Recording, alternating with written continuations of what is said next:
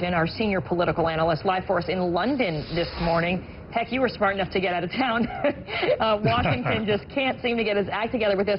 You have the House delaying a vote on John Boehner's plan today as the GOP leadership tries to convince conservative Tea Party-backed members to get behind this plan. So the question is, how does Boehner twist arms when he has this group of Tea Party members dug in, truly dug in, believing they were sent to Congress with this mandate to cut spending? And some of them have indicated to us right here on the show they don't care about re-election. Well, I think that please know that the reverberations from what's going on in Washington are felt here in London and all around the world. There are people who are getting deeply concerned here in London. People are aghast at American politics, and we brought ourselves to the brink and conceivably could bring the world to a new economic crisis. So everyone around the world is watching this, and we have entered now the most important 24 hours, I think, or perhaps 36 hours in this whole long debate, because the House has to break one way or the other. The House has to vote today, and the Senate has to move on whatever it wants to put forward. How does Speaker Boehner potentially get there? Well, he's within a few votes of getting there. Please understand, he has about 90% of all Republicans in his caucus with him. It's about 10% who are holding this thing up. And he doesn't have any earmarks to offer him anymore, which is a good thing. But he can make tactical changes in the bill itself.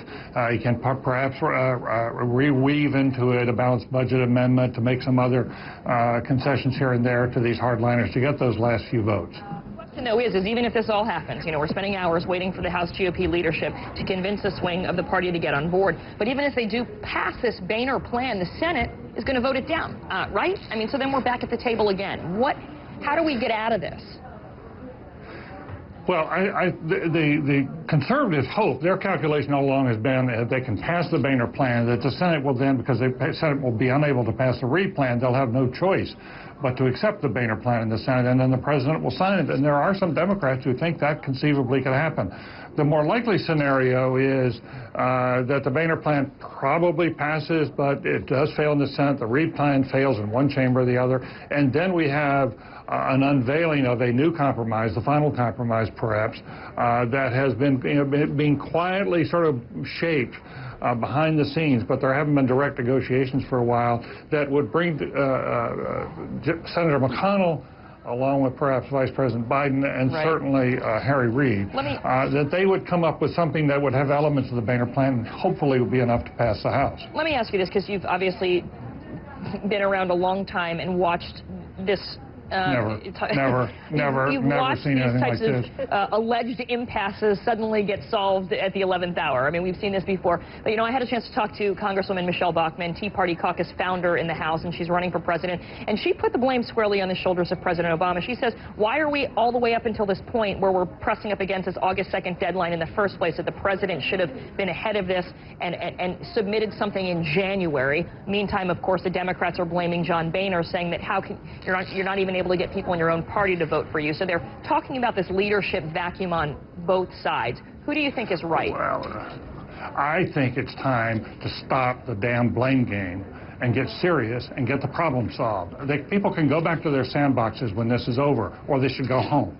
But at the moment, they ought to stop pointing fingers at each other. We've had enough of it. We've had it from the White House. We've had it from the Democrats. Now we're getting it from the Tea Party.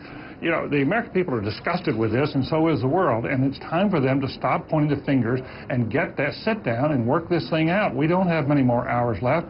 Ali and Christine can tell you fairly well how dangerous this is. Right. Well, how do we allow ourselves to get to this point if it is that dangerous? Meaning, I think we can go back and do the retrospective later. I think there are a lot of mistakes made by all parties to this. Everybody has their fingerprints on this unrolling political disaster. But to sit here, at this point, people ought to put down their swords and figure out, okay, in a spirit of being grown-ups, how can we get this done? In past crises, with one exception, with the Civil War, and look at what a catastrophe that was. I'm not saying this is a civil war, but there are elements of recalcitrance that sure remind you of that. And in other crises like this, people at the end of the day have been able to put down their differences momentarily and say, okay, I don't care how the hell we got here. Let's figure out how we get out. All right, so what's your solution? Where do they find enough common ground to be able to get something done before August 2nd? Well, I think that the Boehner and Reid plans actually are closer together than they appear in terms of they both cut spending about $1 trillion in the first round. The issue becomes, what do you do in a second round? That's hard, because the first round of cuts is going to be an easier set of cuts. The second round will get into entitlements and raise all sorts of questions about taxes. It's very, very hard, but the critical thing now is to get the debt ceiling lifted so that that can be settled in some sort of reasonable way. They cannot take us to the brink and take us over. And to talk to the Tea Party, look, the 10% are holding out right now. I don't know who's going to be holding the Black Queen when this is over.